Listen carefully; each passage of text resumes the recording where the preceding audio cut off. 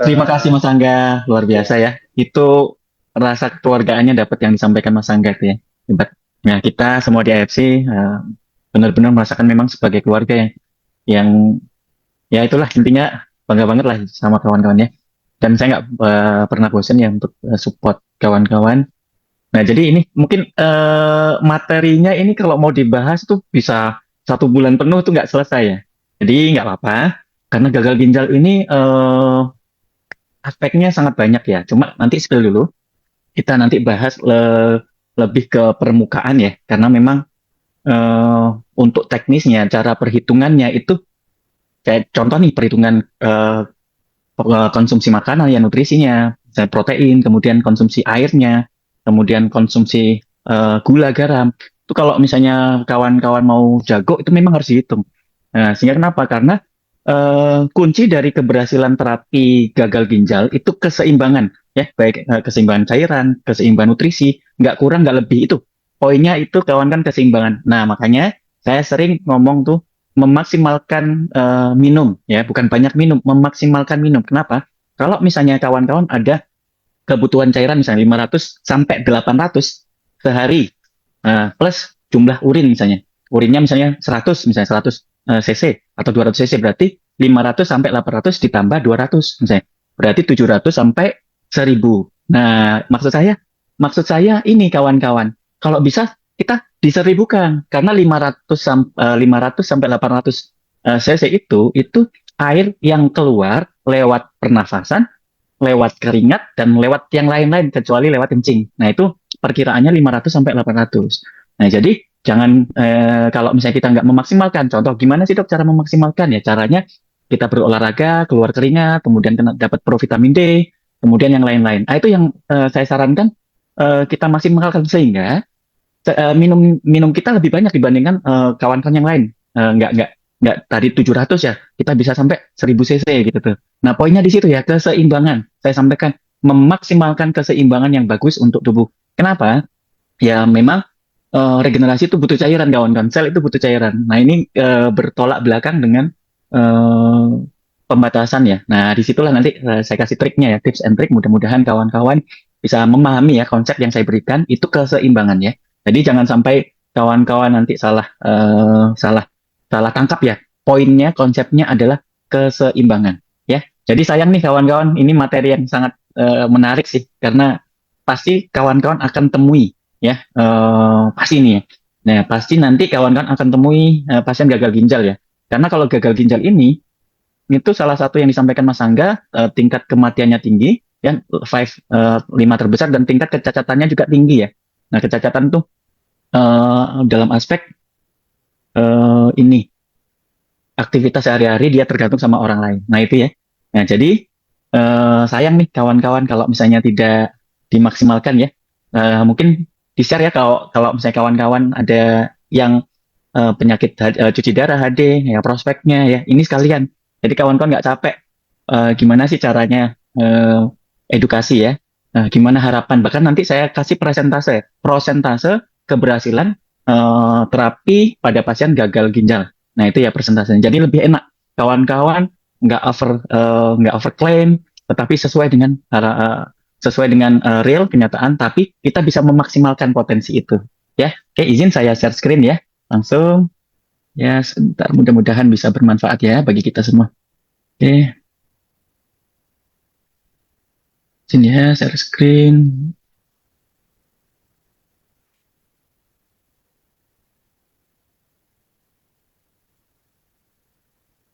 Nah, nampak ya? Sudah nampak kawan-kawan? Untuk pertanyaan kawan-kawan ya, pertanyaan nanti dulu ya, jangan ketik dulu pertanyaannya ya. Soalnya nanti kalau misalnya diketik dulu nanti nggak kebaca ya. Jadi nanti pas saya ngomong mulai pertanyaan, kawan-kawan silakan ketik ya. Jadi kawan-kawan catat aja dulu ya, sambil mendengarkan kawan-kawan catat ya. Nah itu ya. Oke, Bismillahirrahmanirrahim. Oke, nah ini ya, saya suka ya keajaiban ya. Keajaiban AFC ya, saya mah Family Club. Ingat, AFC adalah perusahaan farmasi tertua di Jepang ya. Dia produk medis juga, tetapi lebih ke nutrisi. Nutrisi apa? Nutrisi alternatif stem cell, alternatif natural killer cell, dan alternatif untuk mengembalikan seluruh fungsi tubuh menjadi optimal kembali. Sehingga bisa berdampak ke kebaikan untuk seluruh penyakit yang ada di tubuh kita. Oke. Nah, ini saya ya. Ini eh, identitas saya ya. Oke.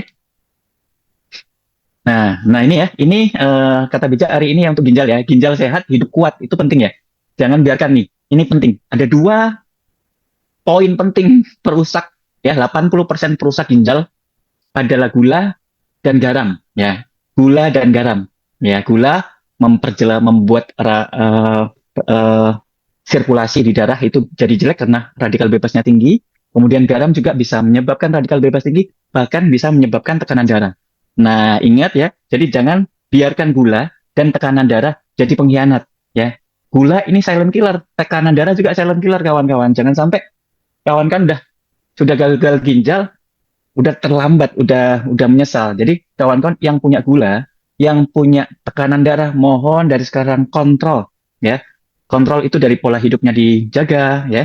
Nah, kemudian konsumsi obat ya medis juga rutin kontrol ke rumah sakit ya. Kemudian boleh konsumsi nutrisi AFC sehingga fungsi dalam tubuh kita kembali normal sehingga harapannya kita nggak tergantung dengan obat ya.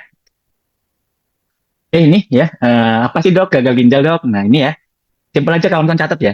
Jadi ginjal itu gagal, ya gagal. Gagalnya apa dok? Menyaring, menyaring ya. Nanti ada gambar, nanti ada video, nanti kawan-kawan dengarkan ya. Ada gambar, ya. Nanti ginjal itu kemampuan menyaringnya itu hilang. Ya, kemudian membuang sisa metabolisme juga nggak bisa.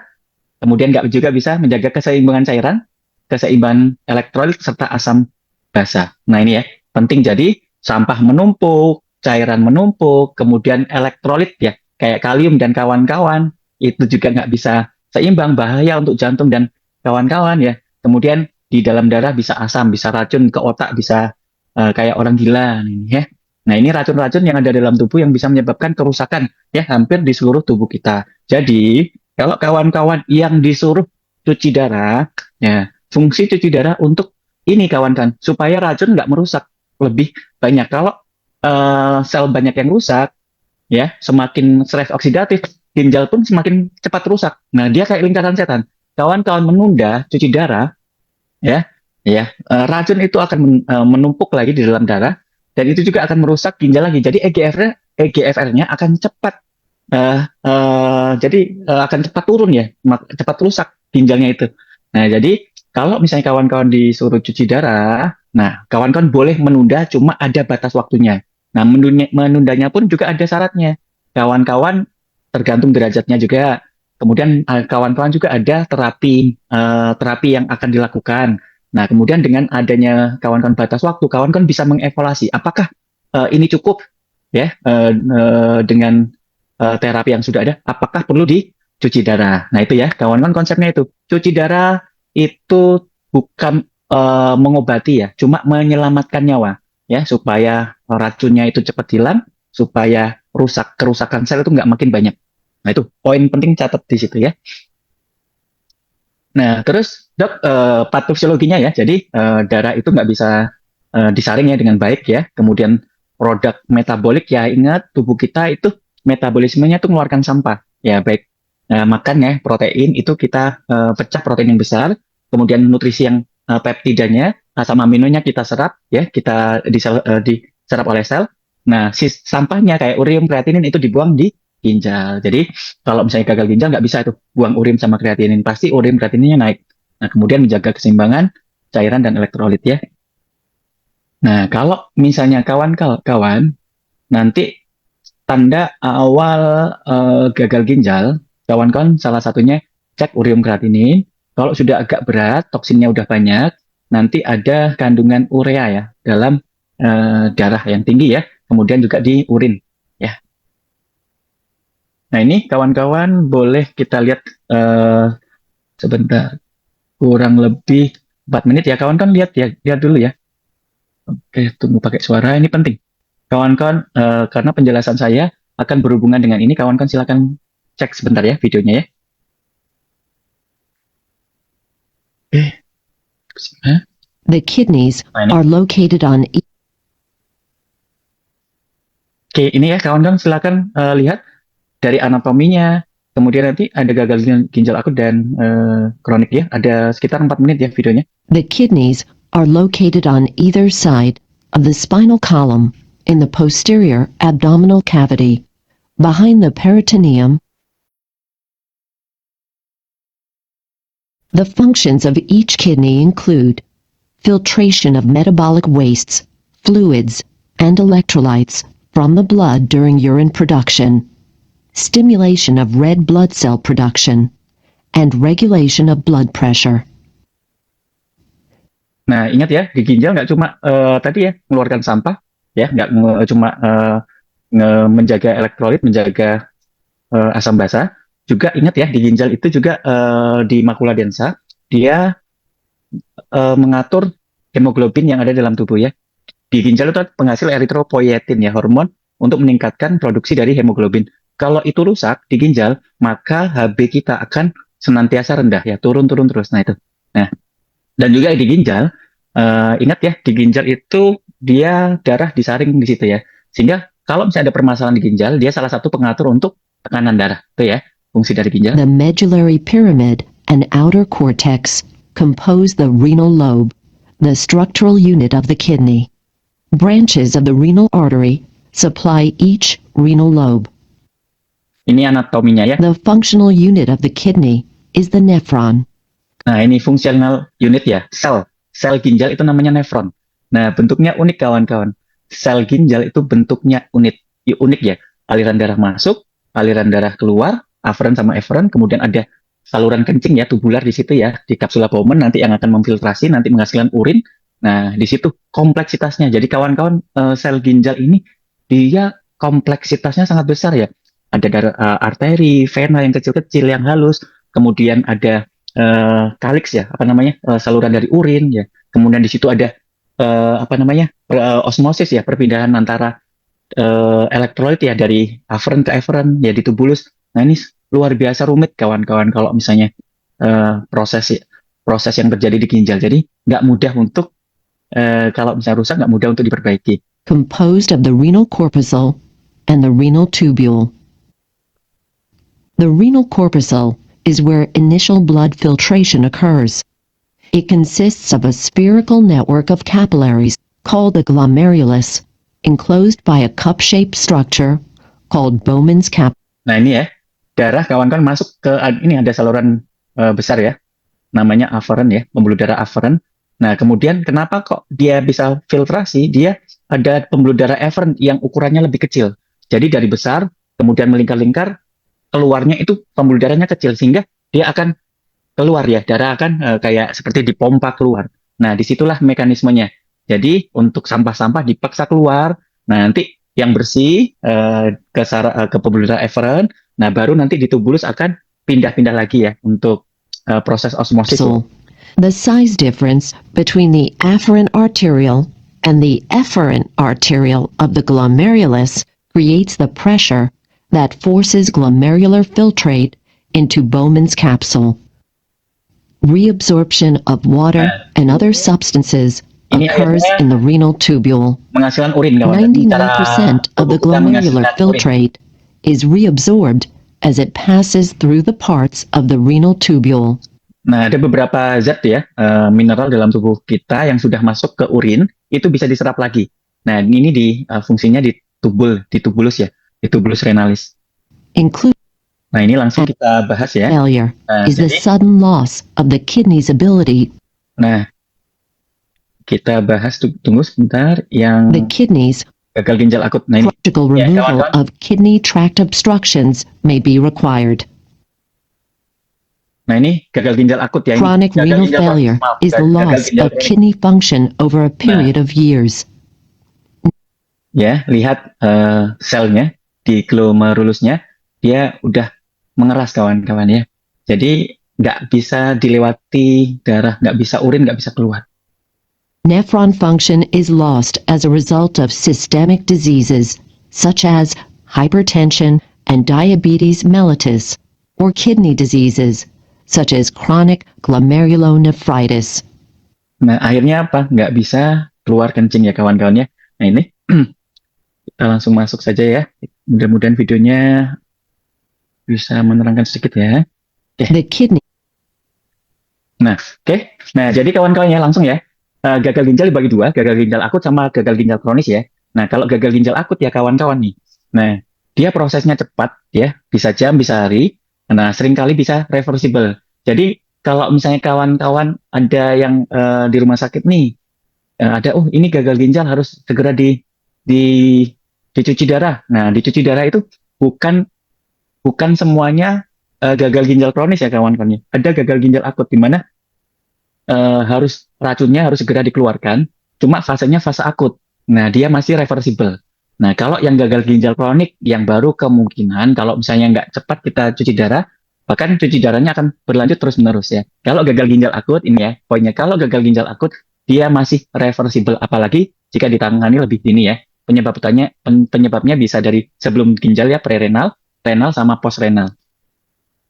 Nah, prerenal ini gara-gara kekurangan cairan yang masuk ke ginjal. Nah, contohnya pada pasien perdarahan cepat ya, diare ya, darahnya berkurang, ya mual muntah, dehidrasi berat. Nah, sehingga aliran darah ke ginjal drop.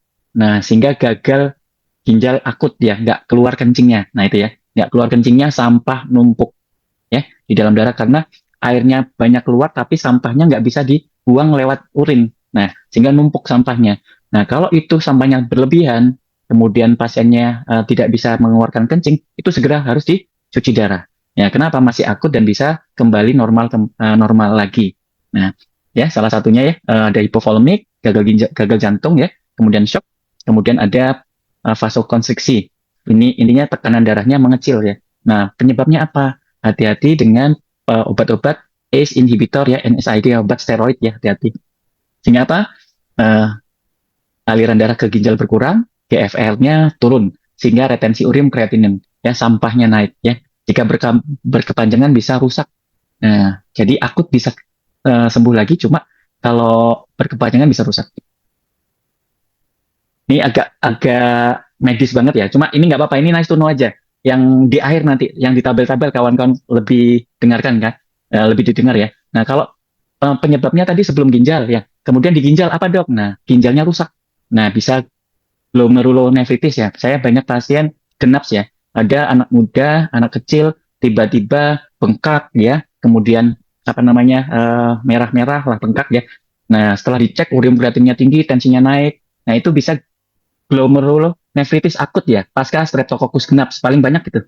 Nah itu bisa, itu termasuk akut kawan-kawan. Kalau misalnya kawan-kawan nggak diobati dengan benar ya, anak-anak yang dulunya infeksi radang tenggorokan, kemudian tiba-tiba tensinya tinggi, kemudian bengkak, setelah dicek urin kreatinnya tinggi, diperiksa sama dokter, itu glomerulonefritis akut pasca Streptococcus. Nah itu termasuk yang akut ya kawan, bisa sembuh asalkan penanganannya lebih dini dan lebih cepat ya. Nah, kemudian ada obat-obat yang menyebabkan nefrotoksik, ya. Ada yang logam berat, ya, kontras, ya, aminoglykosid. Nah, jadi kawan-kawan, kalau suntik-suntik logam ya, hati-hati ya, kawan-kawan untuk pemutih-pemutih, ya, suntik-suntik yang langsung, ya, sekarang kan marak tuh. Nah, itu bisa rusak ginjalnya, hati-hati, ya. Nah, kerusakan sel tubulus, kebocoran, kemudian penurunan absorpsi dan filtrasi. Akhirnya ginjalnya hancur. Nah, ini gagal ginjal akut. Nah, ini kawan-kawan postrenal ya, setelah ginjal. Setelah ginjal itu berarti saluran keluarnya itu tersumbat. Salah satunya batu ya. Penyebab batu paling banyak ISK, infeksi saluran kencing. Nah, jadi saran nih kawan-kawan, infeksi saluran kencing pada laki-laki sering timbul ya. Ya, saya sarankan sunat sih intinya. Kalau misalnya sunat ya, kalau eh, bagus ya, kencingnya urinnya bagus, nggak gampang infeksi, nggak gampang jadi batu. Nah, kalau sering batu, batunya besar, kemudian menyumbat di ginjal, ginjalnya rusak. Jadi gagal ginjal akut ya. Jadi nggak ada salahnya sih sekarang sih, bukan karena agama ya, sunat itu ya. Karena bisa mengurangi faktor risiko ya.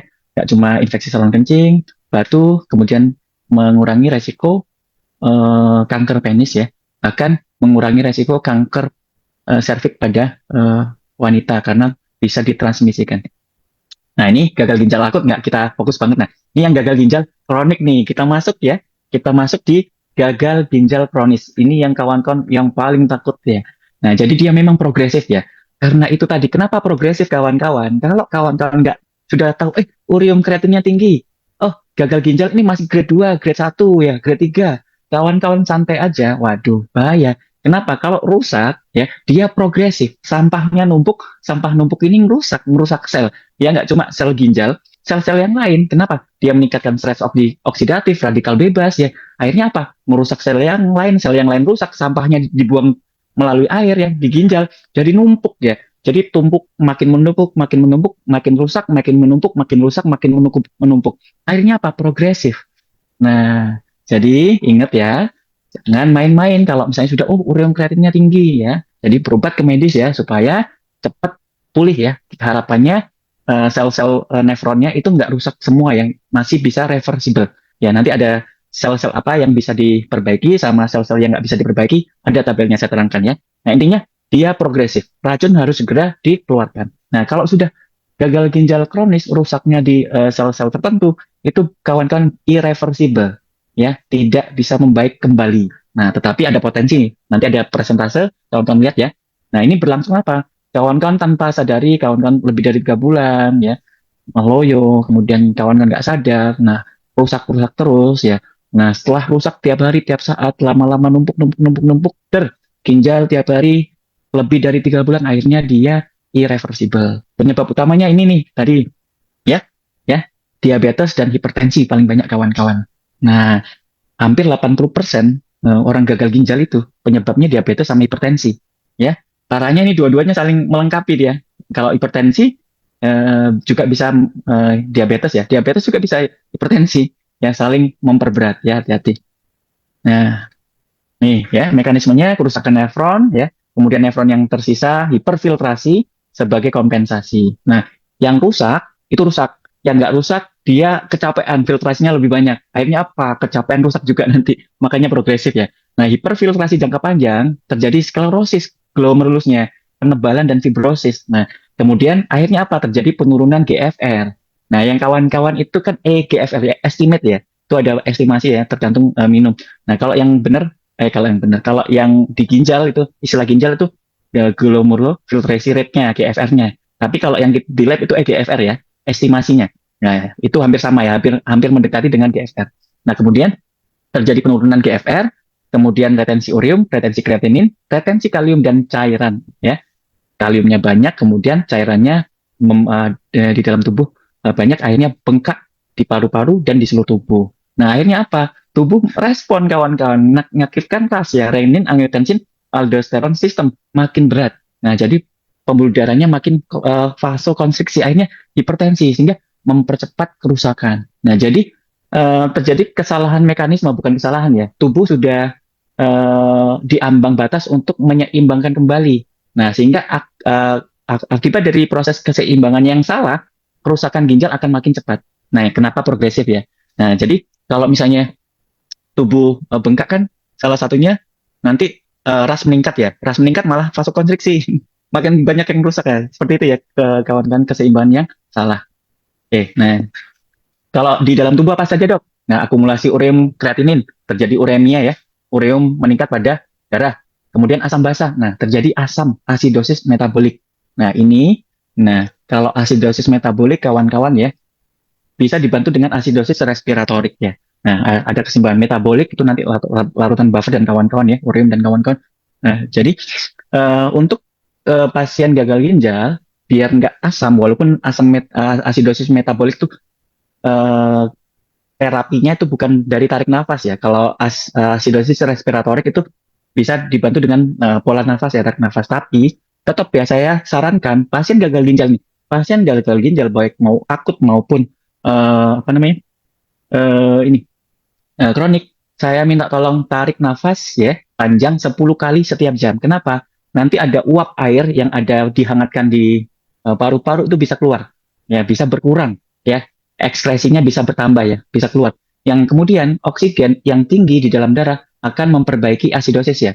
Nah, asidosisnya akan berkurang. Nah itu ya, kawan-kawan untuk yang gagal ginjal, saya sarankan tarik nafas 1 jam 10 kali ya. Per jam itu 10 kali. Tarik nafas dalam, hembuskan. Ya, tarik nafas dalam, hembuskan 10 kali. Rutin kawan-kawan ya. Kalau mau sembuh, kawan-kawan fokus. Nah ini, saya kasih tips yang ringan, walaupun nggak signifikan dok. Tapi sekecil apapun potensi yang kita bisa dapatkan, kawan-kawan maksimalkan, ya, kawan-kawan maksimalkan. Kemudian cairan dan elektrolit terjadi retensi natrium dan air. Natriumnya banyak, ya. Hati-hati, berarti kawan-kawan harus rendah garam, ya. Orang sehat kurang dari 5 gram, ya. Nah, jadi kalau udah gagal ginjal, hati-hati, batasi air dan garam. Kenapa? Kalau enggak bisa bengkak, bisa tensinya naik, bisa hiperkalemia.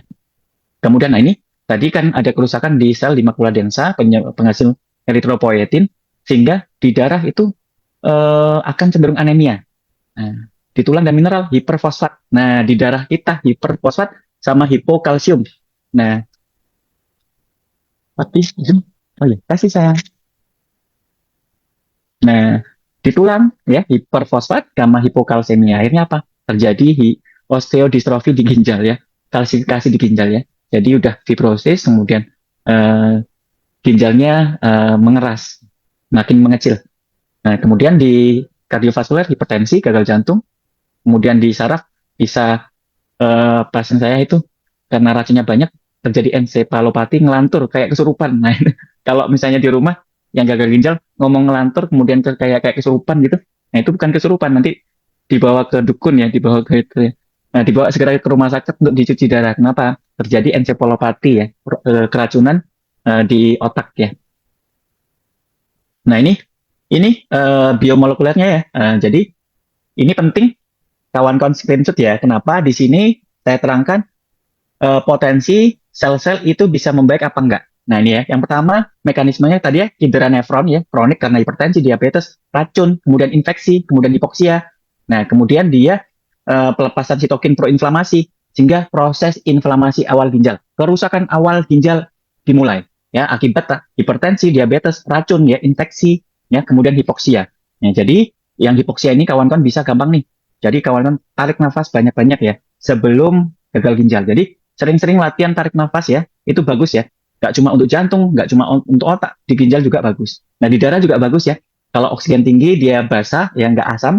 Nah, kemudian bisa mengurangi ROS ya, radikal oksigen species. Nah, kemudian setelah inflamasi aktif, nah setelah inflamasi di ginjal, langsung nih sel-sel radang ya, mediator inflamasi naik, interleukin 6 ya, makin banyak nih, makin peradangan.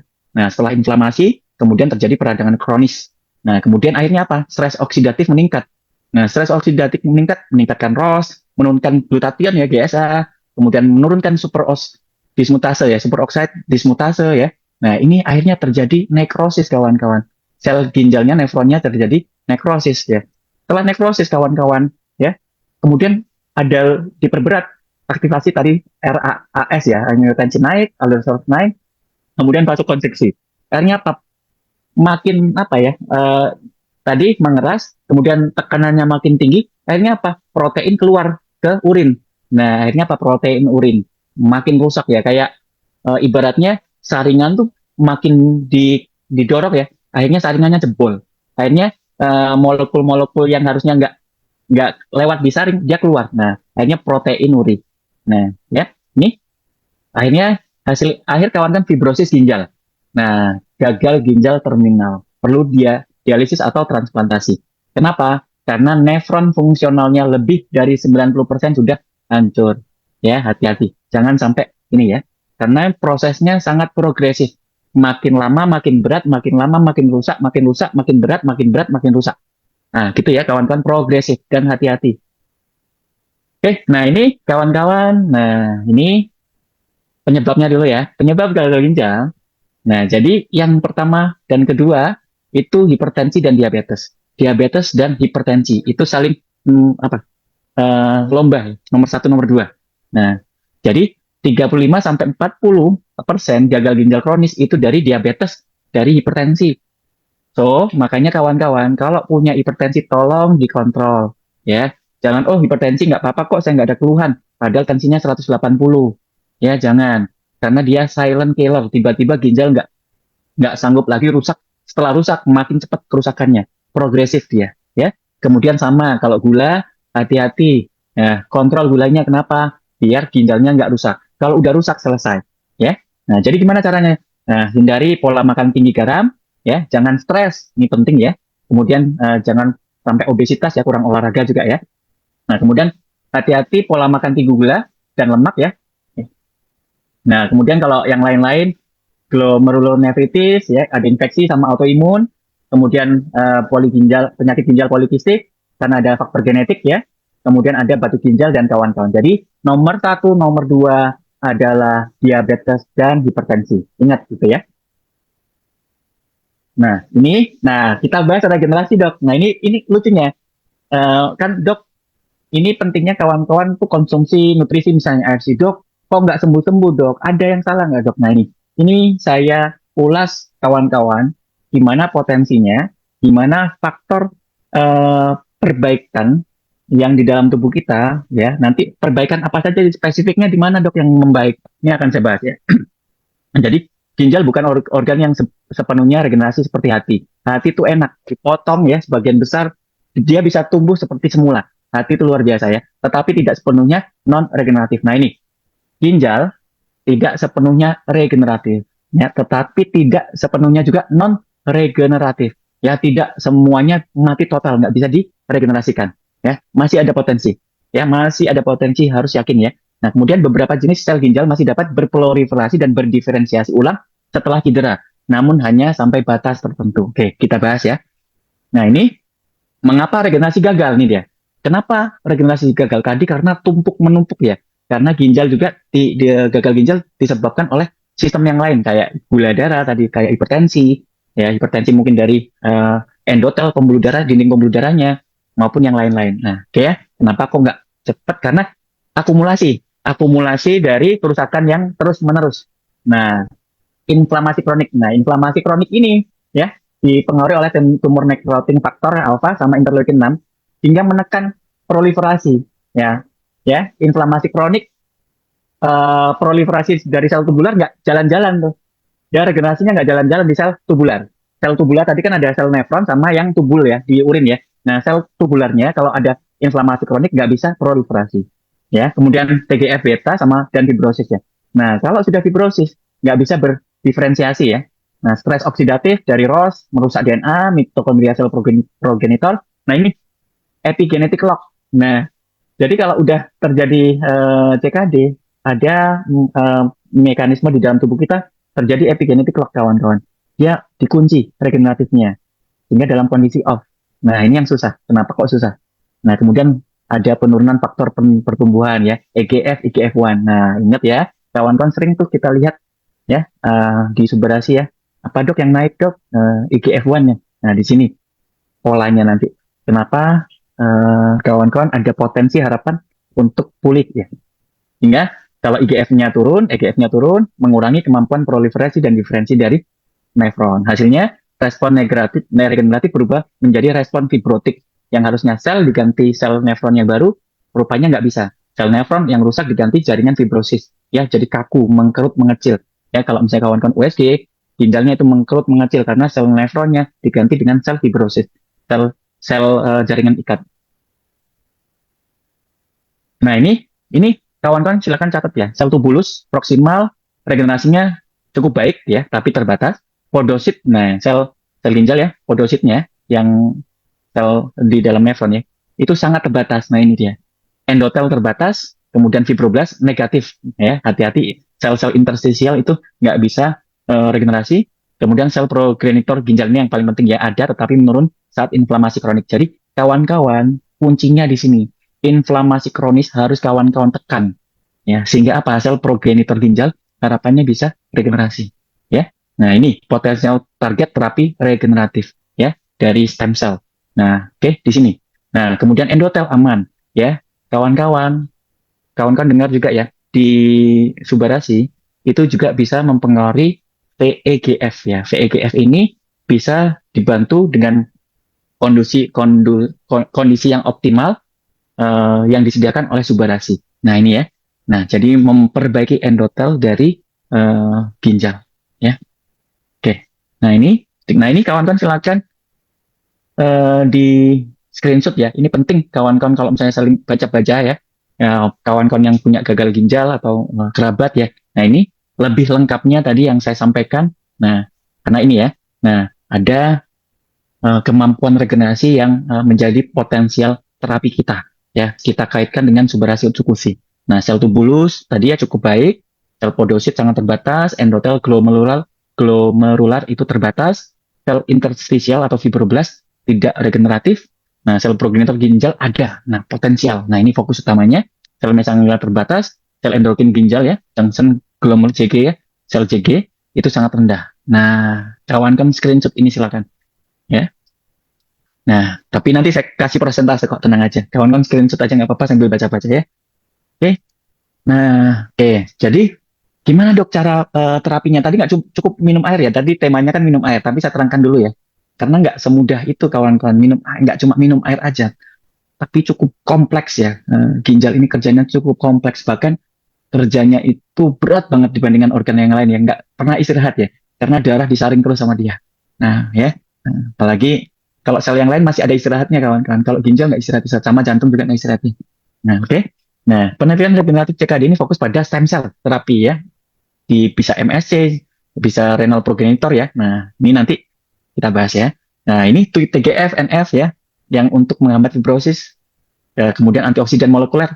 Nah glutathione ya, kemudian reprogramming sel tubular. Ingat ya, di Suba dan Utsu ya ada yang namanya sirtuin 1, sirtuin 6 ya, itu diaktifasi sehingga terjadi perbaikan dari DNA ya, kemudian perbaikan dari kromosom ya, telomernya memanjang. Itu terjadi pada saat infeksi kronis peradangan kronis ya, inflamasi kronik. Nah, itu pasti terjadi kerusakan DNA, terjadi pemendekan dari kromosom, terjadi disfungsi dari mitokondria, kemudian selnya gampang rusak, usianya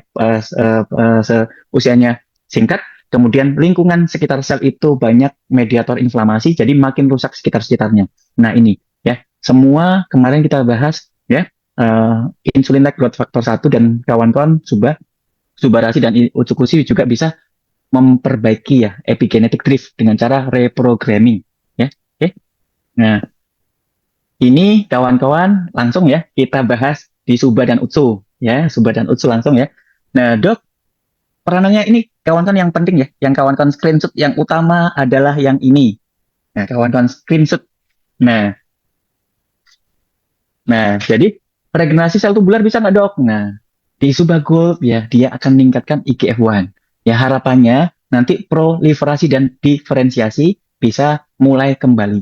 Ya, kemudian Usu Gold, nah resveratrol yang mendukung energi sel. Nah, sehingga bisa memberikan modulasi dari sistem imun yang ada di ginjal ya, biar selnya yang racun-racun ya, mediator inflamasi itu dengan dinetralkan dengan baik sehingga kerusakannya nggak berlanjut. Kemudian sel yang rusak supaya dihancurin supaya bisa diganti sel yang baru ya. Sehingga akhirnya apa? Memperkuat perbaikan jaringan ginjal. Nah, itu ya. Kerusakannya di hold ya karena lingkungannya itu diperbaiki oleh sistem imun kita. Nah, sel yang rusak itu dihancurin oleh sistem imun kita, kemudian mempercepat regenerasi ya dari IGF-1 ya, kombinasi Suba dan Utsu. Ya, jangan Suba saja ya kan. Dok, ada pasien untuk gagal ginjal, maunya Suba aja. Jangan ya, salah. Dua-duanya ya kawan-kawan, Suba dan Utsu. Nah, kemudian nah ini tahu ya tadi ada inflamasi kronis yang terus-menerus sehingga progresivitas kerusakan ginjal itu akan terjadi terus. Nah, ini ada antioksidan yang terkuat ya, ada Suba dan Utsu ada antioksidan terkuat ya, ada koenzim Q10, FITC dan kawan-kawan ya, meningkatkan GSA dan SOD. Nah, kalau di Utsu ada resveratrol ya, fucoidan. Nah, ini mengurangi stres oksidatif sistemik dan lokal di ginjal. Akhirnya ya proses inflamasi di ginjal juga bisa ditekan. Nah, ini ya sama antiinflamasi juga, menghambat inflamasi kronik penyebab fibrosis ya, baik Suba dan Utsu. Kemudian antifibrosis juga ya. Nah, menurunkan progresi sklerosis di ginjal, Suba dan Utsu ya, ini mekanismenya silakan di screenshot. Nah, kemudian mitokondria yang ada di sel tubular ya, sel ginjal ya di nefron itu juga akan membaik. Sehingga apa? Aktivitas selnya jadi lebih optimal, usianya juga lebih panjang dan gak gampang rusak. Nah, intinya kan tadi diserang terus oleh faktor di dalam tubuh kita yang memang merusak ginjal, merusak nefron. Nah, dengan meningkatkan fungsi dari mitokondria, selnya usianya bisa lebih lama, ya, meningkatkan vitalitas sel ginjal. Kemudian ini, ya, ada detoksifikasi uremik ya, memperbaiki filtrasi nefron residu ya di Suba Gold ya, ingat ya, ada paten fungsinya, kawan-kawan tahu ya, ada paten fungsi yang ke-8 ya, mengurangi asam urat. Nah, ini kemudian probiotik kuat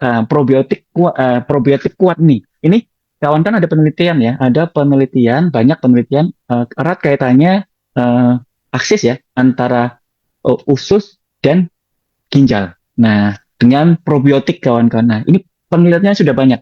Jadi untuk menjaga atau perbaikan sel ginjal, itu kawan-kawan mengkonsumsi probiotik yang tinggi, ya, itu juga bisa memperbaiki eh, fungsi dari ginjal ya. Mekanisme panjang ya di jurnalnya, tapi nggak apa-apa. Jadi langsung kesimpulannya ya yang di probiotik, gimana dok mekanismenya? Mengurangi gejala uremia dan memperbaiki kualitas hidup pasien CKD. Nah ini ada semuanya ini udah ada penelitiannya kawan-kawan dari jurnal ya. Saya kumpulin, saya rangkum. Jadi kawan-kawan tinggal screenshot. Ya memang bahasanya bahasa medis ya. Mungkin di awal-awal medis aja. Nanti besok-besok lebih awam aja ya. Nah, bukan bukan besok. Kesimpulannya nanti saya kasih yang lebih awam. Oke, nah ini ya. Nah, jadi lebih dikawankan screenshot lagi ya proses mekanismenya. Nah, yang penting ini ya di reversibilitas CKD terminal ya. Nah, ini peranannya eh, apa namanya? Kesempatan Suba Utsu nih, persentase kesempatan Suba Utsu di mana bisa meregenerasi ya. Nah, ini kalau regenerasi sel tubular, Subarasi itu kemampuannya sedang, Utsuk-Kusiko rendah dan sedang. Nah, ini potensi kekuatannya ya untuk regenerasi. Anti apoptosis moderat ya untuk Suba. Nah, ini kawan-kawan boleh screenshot, kawan-kawan baca. Nah, yang terberat adalah reversibilitas dari CKD fase terminal. Nah, Suba Gold sangat terbatas ya, sangat terbatas. Tapi ingat ya, ada potensi.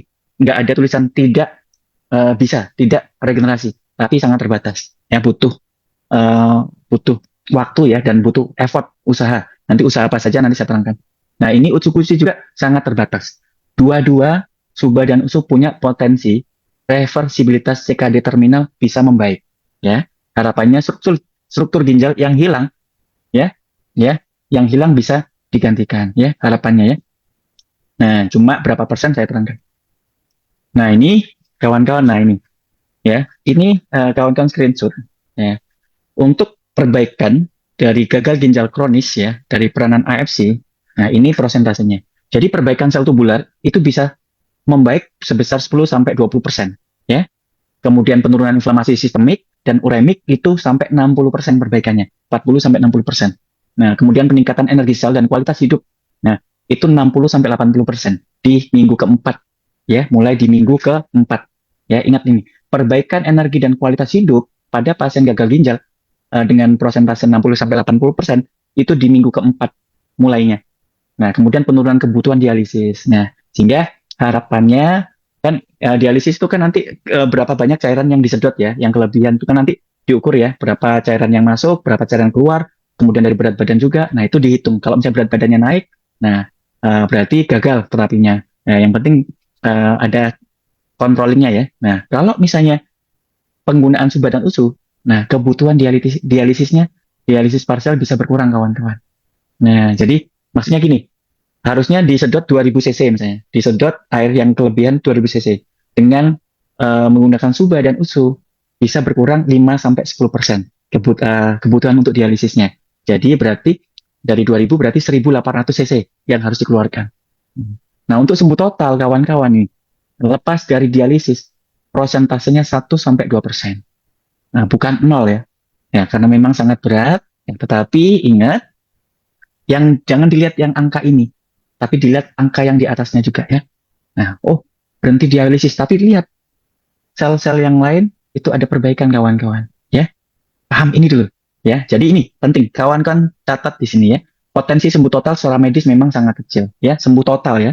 Nah, tetapi potensi membaik nyata ini, membaik nyata secara fungsional dan kualitas hidup bisa mencapai 80%. Ya, bila nefron residual masih ada, inflamasi stres oksidatif terkendali dan terapi biomolekuler dijalankan secara konsisten. Maksudnya terapi nutrisi, subarasi dan utsukushi. Nah, oke, gimana caranya? Yang pertama, perbaikan sistem seluler, ya, konsumsi subarasi dan utsukushi, ya, karena subarasi bisa regenerasi, kemudian memperbaiki mitokondria, kemudian untuk utsukushi, gut kidney axis, ya, antioksidan, sangat bagus ya. Kemudian ingat caranya konsumsi air sesuai anjuran. Nah, nanti di sesi selanjutnya lah kita akan bahas air karena perhitungannya cukup kompleks ya. Nah, yang penting kawan-kawan saat ini kita lihat potensi untuk sembuh sempurna, gimana cara memaksimalkan, ya, gimana cara memaksimalkan potensi kesembuhan pada saat pasien gagal ginjal, bahkan stage 5. Nah ini hindari overload cairan ya, hindari edem, tekanan intraglomerular tinggi, jangan ya. Kemudian cakupan asupan protein ya, 0,8 sampai 1 gram per kilogram berat badan per hari ya, mencegah malnutrisi. Nah, kemudian vitamin, boleh vitamin D, C, E, selenium, dan zinc ya, asal disetujui oleh dokter. Nah, ini perbaikan sistem seluler dan biomolekuler. Selanjutnya kawan-kawan ini optimalisasi terapi medis dan dialisis. Penting ya, saya sudah terangkan tadi. Cuci darah fungsinya untuk menekan progresivitas kerusakan. Kalau nggak dicuci darah, kalau dia stadium terminal, kerusakannya makin berat, makin berat, makin berat. Malah nggak bisa dipulihkan, kerusakannya makin banyak. Ya, dengan kita cuci darah, itu mengontrol supaya kerusakannya tidak bertambah. Ya, menggantikan fungsi ginjal atau meringankan fungsi ginjal. Ginjalnya biar nggak kecapean. Ya, itu fungsi. Jadi, kalau mau sembuh tadi peningkatan persentase kesembuhan itu tinggi, lakukan ini juga optimalisasi terapi medis yang menjaga jadwal HD teratur ya 2 sampai 3 kali per minggu atau sesuai indikasi. Nah, untuk membuang toksin, menjaga kestabilan elektrolit ya. Kemudian ingat kontrol gula darah, targetnya kurang dari 130/80 ya. Hati-hati karena tahu ya tadi di glomerulus tadi ya, dari aferen sama effernya ya mengecil ya, sehingga tekanannya akan tinggi. Kalau tekanannya tinggi, di situ akan makin rusak.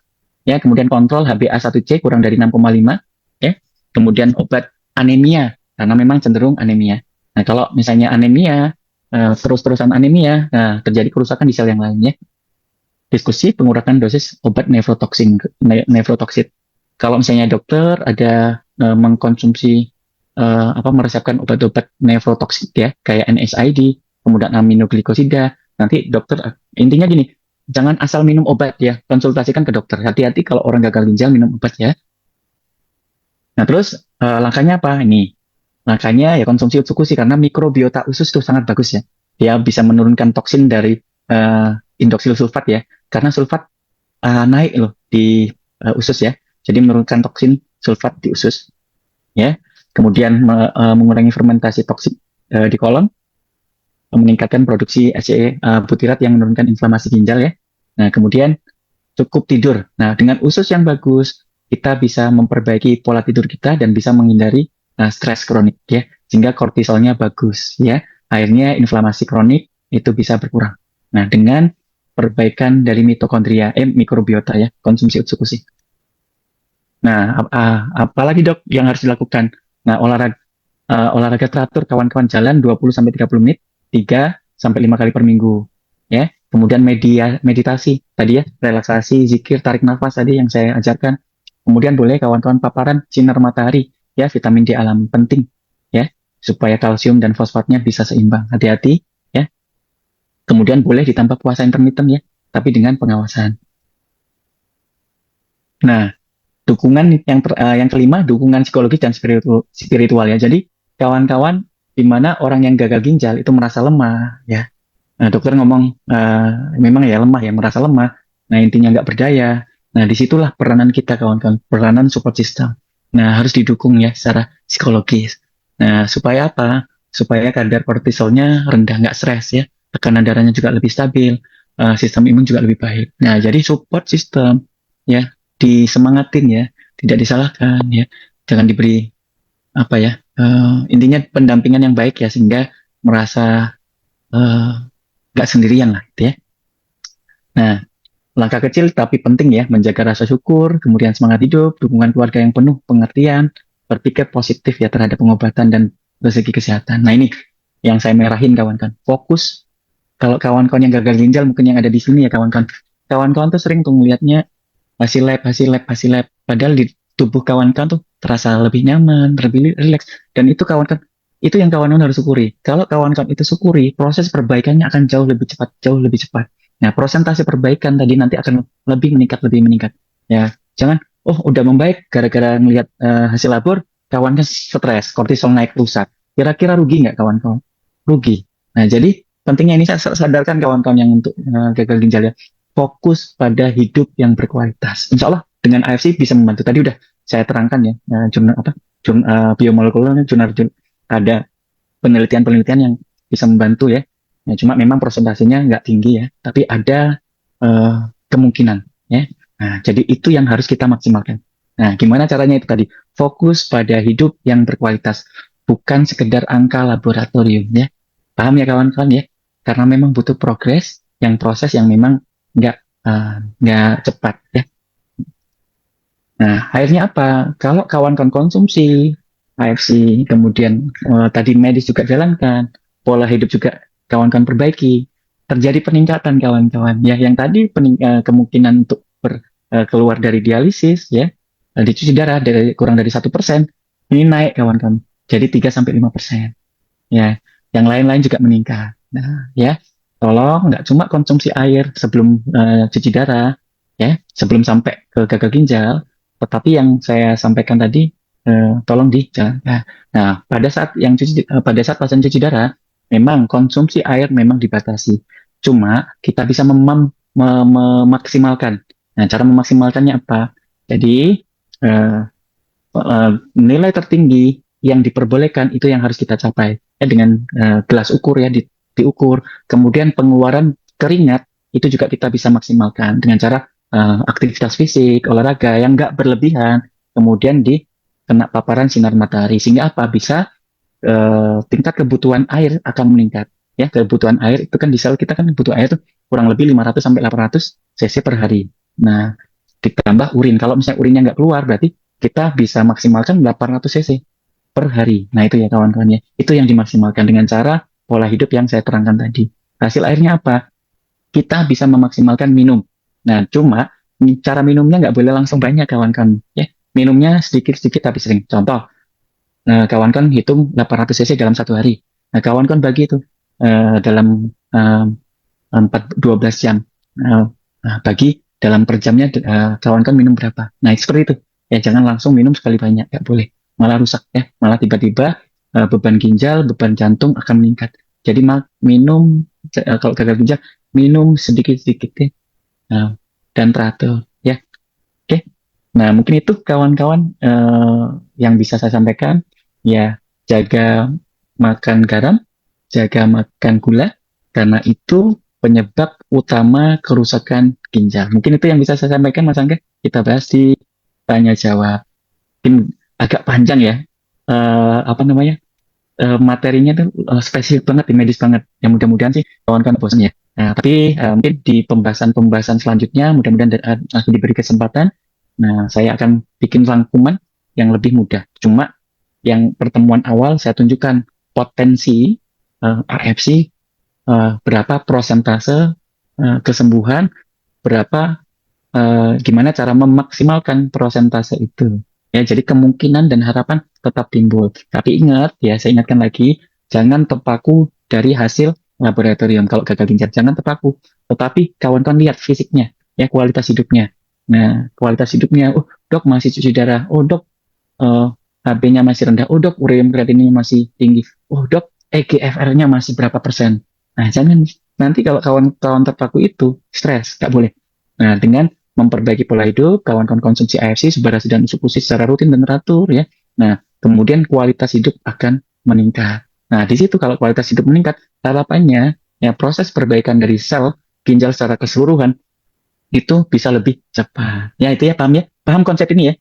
Konsep ini adalah konsep yang bijaksana. Ya, kawan-kawan supaya nggak stres, misalnya berharap langsung segera cepat, ya nggak bisa. Dia bertahap ya kawan-kawan, tetapi kualitas hidup itu bisa lebih cepat, lebih enak. Orang gagal ginjal ya pasien saya, orang gagal ginjal itu bisa kerja nih dari pagi sampai malam. Yang biasanya dia cuma 1 jam enak, 23 jamnya itu ngamuk-ngamuk, bahkan sampai disangka kesurupan. Ini bisa dari pagi sampai malam, bisa sampai kerja kawan-kawan. Kualitas hidupnya meningkat. Yang biasanya dulu cuci darah itu harus diantar ya lemas. Ini cuci darah naik sepeda motor sendirian. Itu lumayan jauh loh, setengah jam lebih naik sepeda motoran. Dengan kondisi cuaca yang panas ya kalau di Pekanbaru. Nah itu ya, kualitasnya bisa lebih membaik. Itu ya, kualitas hidup. Kalau gagal ginjal, kuncinya di kualitas hidup. Itu fokus goalnya. Ya, itu goalnya ke situ dulu. Ya, nanti laboratoriumnya akan ikut. Ya, jangan fokus di laboratorium dulu ya. Kuncinya itu ya. Terima kasih. Kita bahas pertanyaan mungkin ya. Mudah-mudahan terbantu ya kawan-kawan ya. Oke, kita mulai sekarang kawan-kawan silakan ketik pertanyaan ya. kita mulai pertanyaan. Ya, ketik ulang ya. Ketik ulang, saya baca mulai sekarang ya. Biar adil. Biar adil kawan-kawan silakan. Oh enggak deh, yang dari atas saja ya. Kasihan yang sudah. Oke, sebentar saya lihat. Mau tanya dok, apakah dengan minum rebusan daun seledri dapat menyembuhkan orang yang gagal ginjal atau dapat membersihkannya? Untuk daun seledri saya belum mempelajari ya. Ya, yang penting gini kawan-kawan ya, kalau sudah gagal ginjal, yang sudah gagal ginjal, hati-hati untuk mengkonsumsi air, yaitu dia. Yang penting yang dijaga adalah kerusakan ginjal atau inflamasi kronik itu bisa distabilkan. Kalau misalnya inflamasi kroniknya terus-menerus terjadi, ureum kreatinnya racunnya itu tinggi terus ya, nggak kawan-kawan terapi, akhirnya kerusakannya makin progresif, makin tinggi, makin tinggi, makin tinggi ya. Jadi nanti kalau untuk pasien-pasien gagal ginjal wajib kawan-kawan ke dokter ya, karena nanti ada hitung-hitungannya.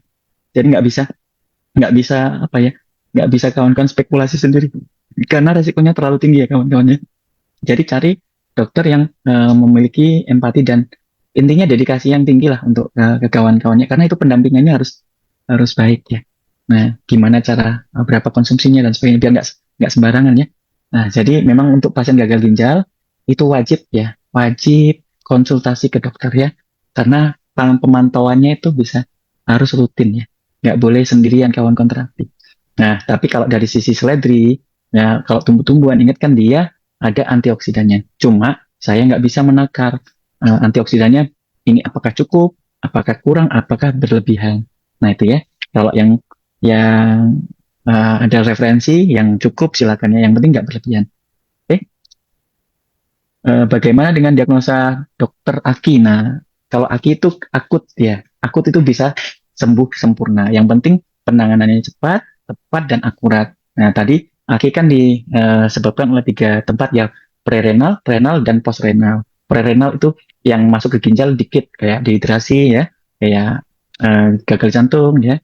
Nah, kemudian kalau di renal ada infeksi ya, ada radang ginjal ya, ada glomerulonefritis. Nah, kemudian postrenal ada sumbatan, ada sumbatan dari yang keluar urin itu tersumbat ya, kayak batu. Nah, itu ya. Nah, segera tanganin penyebabnya bisa pulih sempurna ya kalau untuk akut kidney injury ya atau gagal ginjal akut.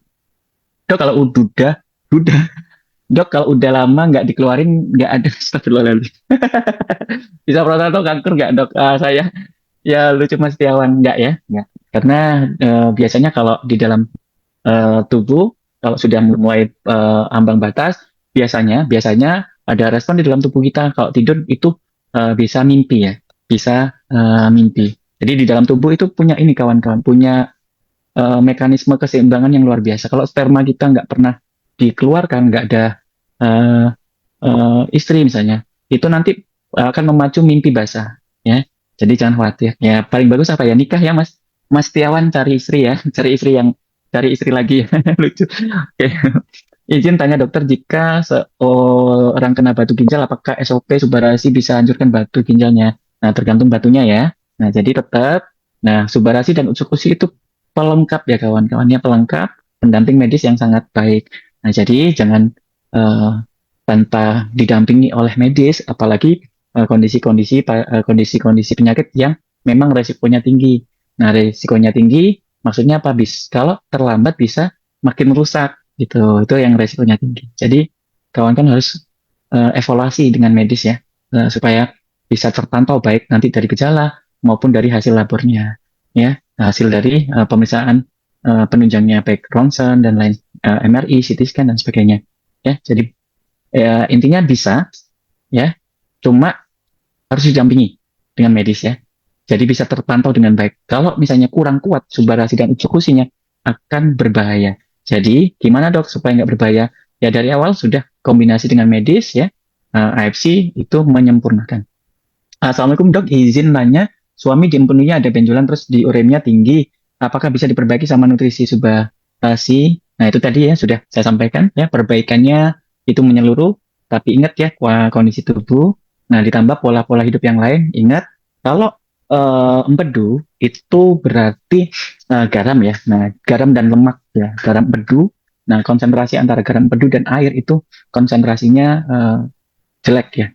garamnya lebih banyak daripada airnya di empedu ya, sehingga gampang terjadi batu. Nah, dipacu dengan kita makan minyak bersantan, dicetuskan lagi dengan kita kortisol naik ya, dengan stres. Nah, itu ya, lemak naik, kurang minum, tambah stres ya, konsumsi lemak tinggi, kurang minum, ya kemudian apa namanya, stres ya. Nah, itu cepat. Nah, jadi gimana dok? Nah, itu ya, suaminya ingat nggak boleh stres ya, sakit boleh ya, tapi ingat kalau stres ya nanti makin berat. Nah, ingat ya kemarin di Instagram, live Instagram, gimana sih cara hilangkan stres dok? Yang pertama kita bersyukur ya, kita sebutkan satu persatu kebahagiaan yang masih kita rasakan ya. Yang kedua, kita maafkan ya, memaafkan orang yang mungkin salah sama kita, baik misalnya orang tua, anak, tetangga, pasangan ya, maafkan gitu. Sehingga rilis tuh. Kalau kawan kan bisa rilis, stres hilang, kawan kan tuh mungkin bulu kuduknya nanti akan berdiri teng gitu tuh. Coba kawan-kawan tuh dicermati ya, dalam hati kawan-kawan, eh, setiap pagi kawan kan sebutkan, kayak contoh nih, kayak contoh, ya Allah terima kasih, saya alhamdulillah punya anak. Banyak orang di luar sana mengidam-idamkan anak ya, nggak dapat dapat, alhamdulillah, alhamdulillah anak saya sehat, nggak kayak yang di rumah sakit ya, ada yang cacat, yang ada kelainan jantung bawaan, ada yang di ICU. Ya Allah terima kasih. Nah itu caranya seperti itu kawan, sebutkan satu-satu. Otak itu punya, lucu ya, dia tuh bisa menggerakkan hormon, bisa menyuruh sel-sel yang ada di dalam tubuh kita dengan sugesti kawan-kawan, ya, dengan kepercayaan. Kalau kita nggak percaya, selesai. Sel itu akan nolak. Nah itu ya, dengan kawan-kawan nanti rilis, kemudian kawan yang fokus sembuh, insya Allah jauh lebih bagus. Sehingga yang suaminya empedu tadi ya, karena empedu juga bisa disebabkan stresor tinggi, kortisol naik ya, jadi hindari stres yang utama. Kemudian hindari minyak, hindari garam. Nah gula juga bisa ya, karena gula itu kalau terlalu tinggi juga bisa meningkatkan radikal bebas, sehingga bisa merusak lemak ya. Oke. Nah, jadi ya bisa, tapi tetap ya didampingi dan medis ya, Bu Ahin ya. Pasti dok, apabila pasien cuci darah yang disebabkan autoimun, apakah ada kemungkinan besar bisa sembuh dengan terapi subat dan tusuk? Insya Allah ya. Yang penting gini ya, ingat ya, autoimun kalau kurang dari 3 bulan diterapi ya, gagal ginjalnya kurang dari 3 bulan diterapi terus ya, kemungkinan akan baik ya. Tapi kalau udah kerusakannya udah besar, ya udah lebih dari 3 bulan, ya banyak yang rusak, itu juga bisa sembuh, cuma butuh waktu. Intinya penyebabnya harus segera dihilangkan autoimunnya ya. Dan ingat, subarasi dan utsukushi juga bisa memulihkan dari autoimun. Gak cuma nanti mengobati ginjalnya, meregenerasi ginjalnya, juga memperbaiki atau membantu dengan membantu penyakit autoimunnya. Tapi tetap ya kombinasi dengan medis ya, karena itu tadi ibaratnya gini loh kawan-kawan ya, saya terangkan. Ada hutan 100 hektar, ya hutan 100 hektar. Nah, kebakaran itu sampai 50 hektar. Nah, kebakarannya ini masih berlangsung. Ibaratnya kebakaran ini adalah penyakit tubuh kita. Kemudian hutan yang masih ada itu sel tubuh kita yang masih sehat, ya. Nah, yang gundul, yang hutan kebakaran itu sel yang rusak, penyakit. Nah, kalau medis itu kayak pemadam kebakaran kawan-kawan. Ya, simpelnya gitu. Jadi kebakarannya dikontrol supaya nggak membakar lagi. Nah, kalau misalnya kebakarannya terus-menerus, memulihkan yang gundul, apa, hutan yang gundul itu lebih lama lagi, ya. Jadi dikontrol kebakarannya, di stop, sehingga memberi waktu apa namanya, hutan yang gundul itu biar dipulihkan lagi, ya. Memulihkannya adalah diri kita sendiri, dibantu dengan subarasi dan utsukushi yang udah terbukti ya, udah paten fungsinya kemarin udah banyak kita bahas, yang dia memperbaiki, meningkatkan insulin-like growth factor 1, kemudian epidermal growth factor, dan lain sebagainya. Nah itu ya, jadi seperti itu. Izin bertanya dok, ini di luar topik, ibu saya ada pembengkakan di PD, udah minum USU dan subat 3 bulan, tapi masih bengkak dan sakit. Bagaimana sebenarnya proses ini krisis dok? Nah oke. Nah jadi gini kawan-kawan, kalau sistem imun, ada pasien kanker, itu memang perangnya terus-menerus gitu. Jadi sistem imun itu mencegah supaya sel kankernya nggak bertambah. Itu perang setiap saat. Kan yang orang kanker kan kalau misalnya malam itu kan bisa berkeringat, demam dan sebagainya. Karena sistem imun tuh bekerja terus. Nah, kadang-kadang sistem imun udah kelabakan, udah kalah. Akhirnya membesar. Nah, apa namanya? Kankernya, tumornya. Nah, kemudian setelah konsumsi subarasi dan eksekusi, sistem imunnya pulih lagi, pasukannya nambah, akhirnya perang lagi. Nah, perang, nah efek samping dari perang itu membengkak, memerah, kemudian kadang-kadang pecah tes, akhirnya nanti mengecil, mengerut. Nah, seperti itu proses alamnya dalam tubuh. Tapi ingat, ya, kalau kelainan struktural itu paling bagus memang dibantu dengan medis ya. Nah, maksudnya apa? Ya, biar cepat mungkin dilakukan pembedahan.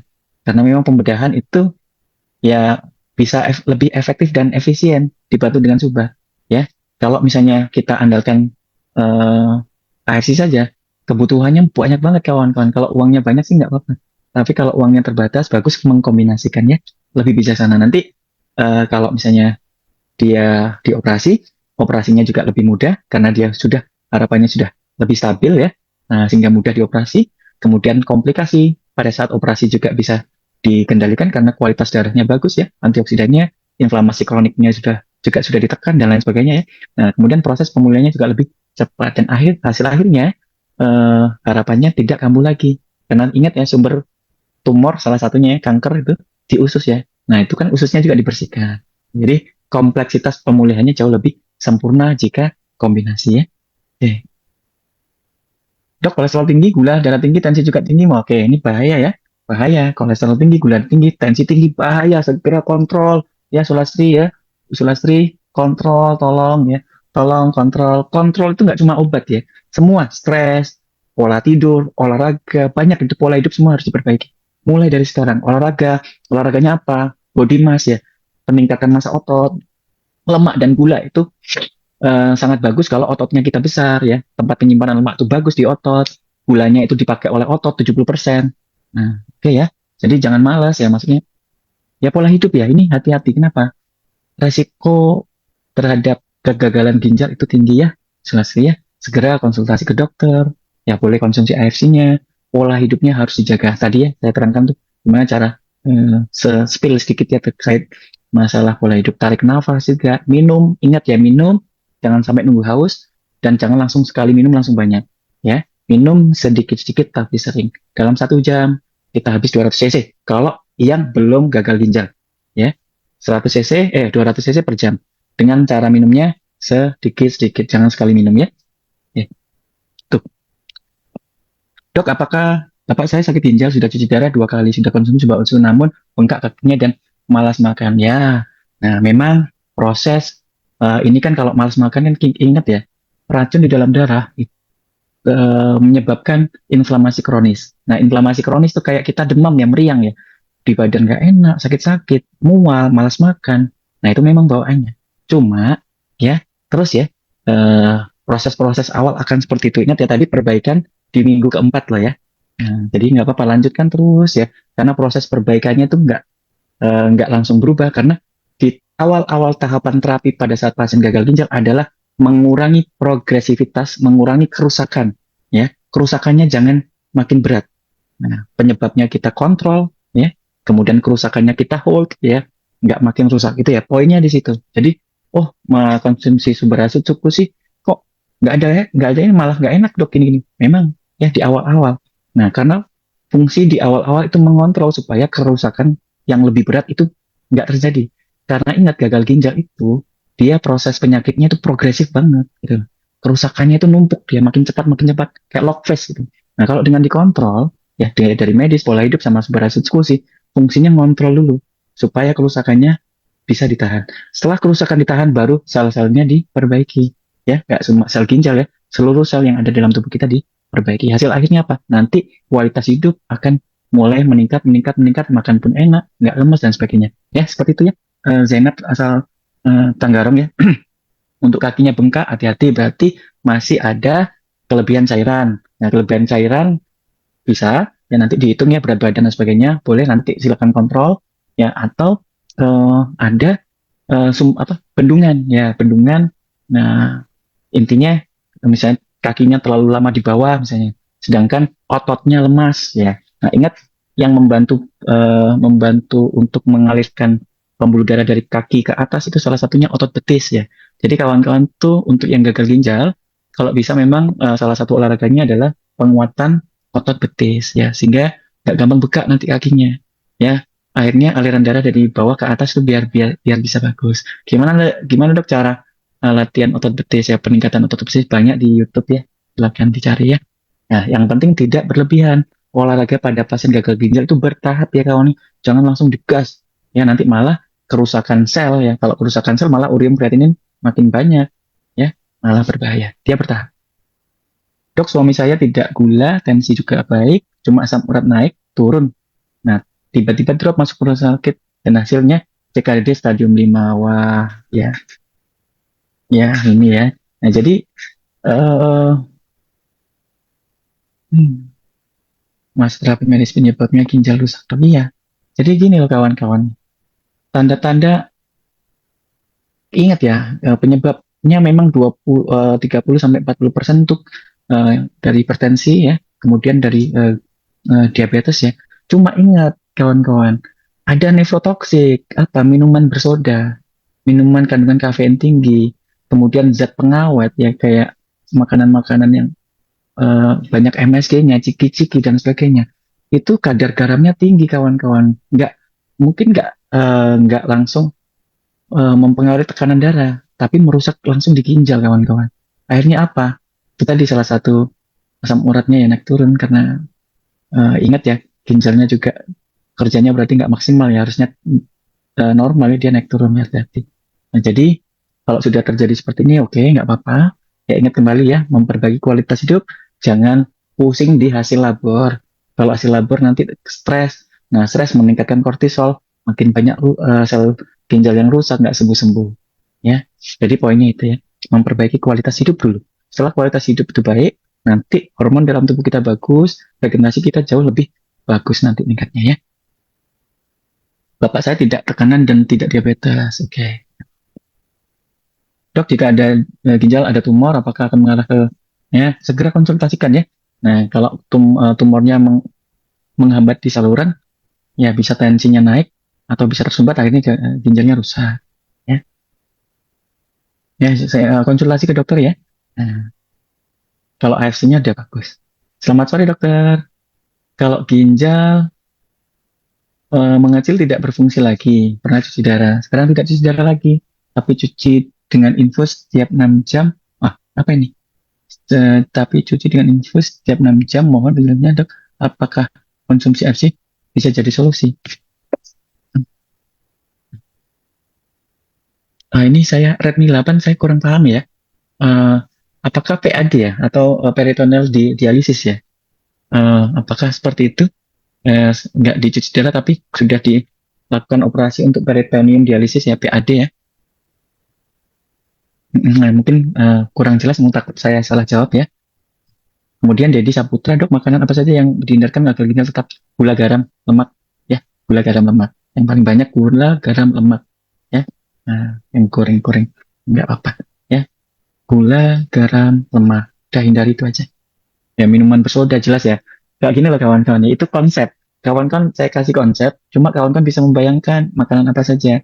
Garam yang tinggi, natrium yang tinggi, itu snack ya. Kemudian fast food, ya bahaya. Ya, kemudian gula, apalagi minuman manis itu jelas berbahaya, ya. Nah, seperti itu ya. Lebih simpel. Kemudian tepung-tepungan yang digoreng, ya. Ya, hati-hati, ya seperti itu ya. Itu dihindari. Apalagi minuman bersoda, minuman berenergi. Ya, jelas hati-hati. Tubuh enak tapi dipaksa, ya. Semua dipacu, sampah dibanyakin, sel-sel rusak, sampahnya banyak, akhirnya kerja ginjal berat. Tapi tubuh enak. Kan lucu, sampah banyak tapi tubuh enak. Itulah makanan minuman berenergi dan itu sangat berbahaya. Kamuflase ya, di badan enak tapi di dalam tubuh hancur karena dibuat berenergi selnya. Cuma yang ginjal, hati, jantung itu kerjanya ngos-ngosan. Nah, itu hati-hati ya. Bagaimana cara mengukur kebutuhan air putih orang sehat secara perhitungan? Saya gini ya, sebenarnya gini kawan-kawan, berlebihan banget tuh nggak bagus. Cuma berlebihan yang nggak bagus tuh gini, berlebihan sebenarnya cukup oke ya. Cuma konsepnya yang jangan sampai salah pengertian. Kalau saya berlebihan itu yang berbahaya adalah kawan kan konsumsi sekaligus. Nah, itu yang berbahaya. Kalau berlebihan tapi konsumnya kawan minumnya teratur sedikit-sedikit nggak masalah. Karena dia akan periodik ya nggak meningkat secara fluktuatif langsung tem. ginjalnya berat, jantungnya berat. Ya, kalau saya seperti itu. Cara menghitungnya mudah aja, nggak usah repot-repot ya. Kawan-kawan, satu gelas 200 cc, ya. Kalau bisa setiap jam. Nah, konsumsinya nggak langsung satu gelas, tetapi mungkin dibagi setengah jam, setengah, nanti setengah jam, setengah. Ya, setiap setengah jam setengah gelas. Itu paling bagus. Ya, seperti itu aja. Lebih simpelnya seperti itu ya. Nah, Martina, terima kasih ilmunya. Pak Dokter, terima kasih. Kembali kasih. Nah, itu ya. Kalau gagal ginjal karena kelainan bawaan ginjal, ginjalnya mengecil, dilakukan hadiah, apakah bisa membaik dengan produk AFC Suba dan USU? Diharapkan ginjal mengecil. Nah, oke, tadi ya kesempatannya 1-2%. Cuma ingat ya, kualitas hidup, bukan laboratorium. Ya, nah ini bukan dari nilai laboratorium. Kalau kualitas hidupnya bagus, nah nanti perlahan-lahan bisa diregenerasikan ya. Ya, tadi potensinya bisa sampai 5% ya. Yang awalnya nggak ada potensi malah kalau misalnya kita nggak dicuci darah, kalau kita nggak konsumsi AFC, kalau kita nggak perbaikan hidup, ya pola hidup, itu kerusakannya makin berat tuh, progresivitasnya makin tinggi, rusak makin. Nah itu yang kita stop kawan-kawan, itu yang utama kita stop, progresivitasnya kita stop. Akhirnya apa? Progresivitas kerusakannya berhenti, kemudian regenerasi. Nah regenerasinya memang kan karena progresivitasnya kita banyak yang stop itu, regenerasinya lebih nggak banyak ya nggak besar bisa 1-2% ditambah pola hidup konsumsi sumber asid sukusi ya itu bisa sampai 5% ya. Eh, bisa sampai apa nih kemungkinan untuk nggak cuci darah tuh kemungkinannya yang untuk gagal ginjal terminal tuh 5% ya seperti itu.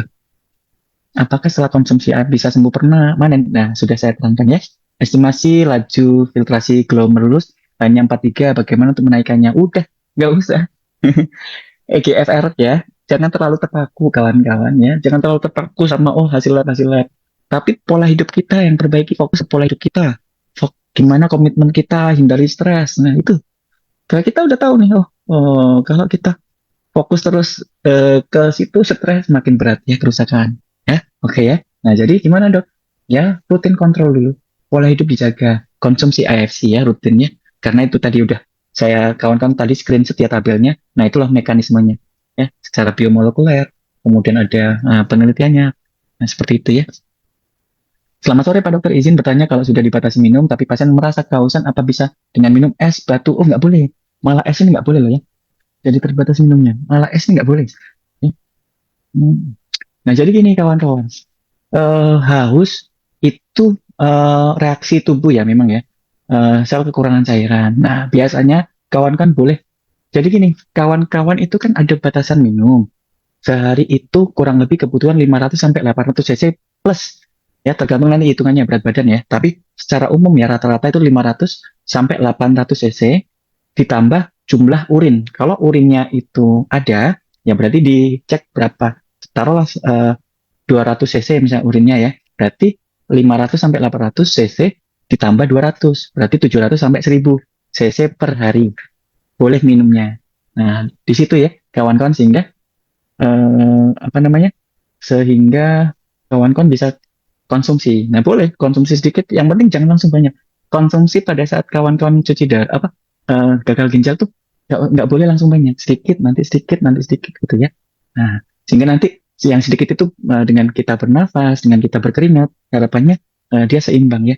Nah, konsep dari air itu memaksimalkan keseimbangan. Konsepnya ya, memaksimalkan keseimbangan baik kebutuhan cairan maupun pengeluaran cairan. Ya, itu konsepnya. Dok, bagaimana dengan sirosis hepatis? Sudah dicek lab, tidak ada virus katanya efek alkohol. Ya, boleh ya. Nah, kalau sirosis punya kesempatan yang jauh lebih besar dibandingkan ginjal ya. Tapi memang butuh waktu. Karena sudah terjadi fibrosis, sudah terjadi jaringan fibrotik ya. Sel hepatositnya rusak, diganti dengan sel yang tidak bermanfaat atau fibrosit ya. Dan menjadi keras ya, butuh waktu ya. Silakan. Oke, banyak. Oke, Mas Angga, boleh dibantu Mas Angga. Oke, Siap, dipilih. Cukup panjang ya, Mas. Maaf ya. yes. Hmm, bentar ya. Yang di Wah, atas kalau atas dokter ini. Islami sih baik banget itu kayaknya. Dibacanya juga udah yang nggak ada hubungan dengan tema tuh. Kalau mau ini dibacain tuh sama dokter Islami ini. Hmm. Oh ini ada, dok apakah benar pasien gagal ginjal itu nggak boleh makan kacang-kacangan? Atau nggak gini aja dok, pertanyaannya apa yang harus dihindari? Ya tadi udah ada sempat juga sih keluar tadi, tapi boleh nggak apa yang harus dihindari oleh pasien gangguan ginjal? Nah, betul ya, betul. Nah, jadi yang pertama yang paling besar itu tiga ya. Gula, garam, lemak itu dikontrol. Nah, jadi dari prinsip ini kawan-kawan itu apa namanya? Kawan-kawan harus tahu apa-apa saja. Ya, tiga prinsip ini, gula, garam, sama ini apa namanya? Lemak. Nah, ingat banget kerupuk, keripik. Nah, ini kerupuk sama keripik itu paling berbahaya. Kenapa? Bikin lagi ya, snack sama kayak snack ya. Kayak apa snack yang ada dijual di ini di toko-toko ya. Nah, itu tidak mengenyangkan, tapi kandungan garamnya tinggi. Itu satu tuh. Walaupun tadi apa namanya emping ya. Coba kandungan garamnya tinggi lah. Kawan kasih garam. Nah, udah makan terus. Nah, bahaya, bahaya banget. Itu satu. Nah, kemudian ada makanan-makanan yang tinggi purin pirimidin. Nah, apa itu? Makanan yang tinggi asam urat. Karena purin pirimidin ini akan memperberat kerja dari ginjal. Yaitu tadi, kacang-kacangan, emping, ya boleh nanti. Intinya gini, makanan yang memperberat kerja ginjal. Nggak apa-apa, silakan kawan saya cari di Google. Itu banyak langsung keluar. Nah, jadi prinsipnya, makanan yang nggak boleh, prinsipnya, tinggi garam, tinggi gula, tinggi lemak. Ya, yang terakhir boleh ya, yang nefrotoksik. Ya, nefrotoksik itu bisa dari obat, bisa dari makanan yang tinggi purin pirimidin. Nah, emping juga, kacang-kacangan juga ya. Nah, apalagi purin pirimidin yang tadi yang kita sebutkan purin pirimidin atau asam urat ya, itu biasanya kalau kawan-kawan ngomong tuh asam urat, asam urat. Nah, itu ada dua, asam urat yang dari hewani, ada yang dari nabati. Yang paling berbahaya itu dari hewani. Apa kulit apa namanya? Kulit ayam, kemudian daging berlemak ya. Terus kemudian apa lagi ya? Lupa saya, banyak ya, nanti di searching aja. Ya, karena eh, belum banyak saya listnya ya untuk makanan-makanan, tetapi saya lebih fokus ke memperkuat memaksimalkan potensi kesembuhan. Ya, boleh nanti kita share ya makanan-makanan yang baik untuk kawan-kawan gagal ginjal dan makanan-makanan yang tidak boleh pada gagal ginjal. Tapi pada prinsipnya itu ya, makanan yang kalau bisa hindari manis, ya batasi ya. Kalau saya hindari daripada batasi, nanggung, hindari. Ya, kemudian garam kalau bisa batasi. Kalau saya hindari.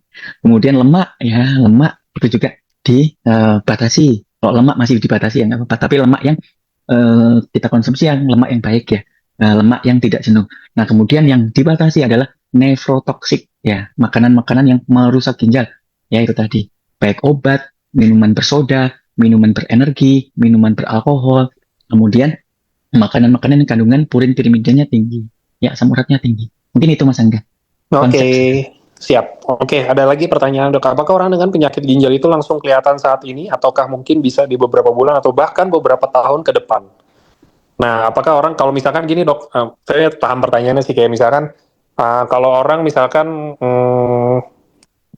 jatuh dari motor gitu ya dok ya, kulitnya sobek misalkan, aku kelihatan saat itu. Tapi kayak beda cerita dengan kayak orang orang cancer saya nggak tahu, tapi biasanya setahu saya cancer itu akumulatif. Kalau misalkan kita dari mudanya kita sering, misalkan kita dari mudanya ngerokok, makan bakar-bakaran dan lain-lain, mungkin di umur ke 40 atau ke 50 baru akan muncul itu namanya kayak vonis tentang kanker. Apakah ginjal itu sama seperti inikah, atau ginjal itu bisa dideteksi dari awal dok? Baik. Nah, jadi gini ya kawan-kawan, cara deteksi itu yang pertama kawan-kawan sadari sejak dini ya. Kawan-kawan itu banyak minuman berenergi, kopi-kopian, terus kemudian tensinya tinggi, kemudian gula tinggi dan sebagainya, minum manis-manis. Nah, itu segera cek labor ya. Nah, itu dia. Kalau punya resiko yang kita pelajari dari awal sekarang, kawan-kawan silakan cek laboratorium ya, baik urium, kreatin fungsi ginjal, fungsi hati, kemudian boleh EGFR-nya silakan. Nggak apa-apa nih untuk lebih tahu dari awal. Oke, itu ya, silakan. Nah, terus kemudian yang lebih dini lagi apa dok? Nah, produksi urin. Nah, kawan-kawan ingat, nah, kalau kawan-kawan sering kencingnya keruh, ya, kencingnya berdarah, misalnya kencingnya bau banget, pesing banget. Nah, disitulah hati-hati. Ya, kalau makanan-makanan atau minuman yang bisa menyebabkan bau itu, kencing itu bau banget. Nah, itu hati-hati. Dan kalau itu berjalan sering banget, kok kencingnya pesing banget nih. Nah, hati-hati. Itu tanda awal berarti ada masalah. Nah, ada masalah di ginjalnya. Jadi silakan periksa. Ya, paling paling bagus ya memang eh, cek labor ya. Jelas gitu ya. Cuma pendeteksi dini salah satunya adalah eh, dari kencing. Kualitas kencing kita. Gitu, Mas Angga. Oke, teman-teman, saya cari satu pertanyaan lagi ya, karena udah Ya, mendekati akhir ya dok ya. ya, betul. Jangan jangan marah ya dok ya, satu pertanyaan terakhir. Nggak apa-apa, nggak apa-apa, nggak apa-apa, nggak apa-apa. Dengan senang Oke, hati, Mas. Mas oke. Angga. Mm. Kirain dokter itu kalau udah seru ya, mau baca-bacain, ntar dokter sampai jam 6 nih bisa. Jam 7 maaf, bacain pertanyaan doang. Aduh.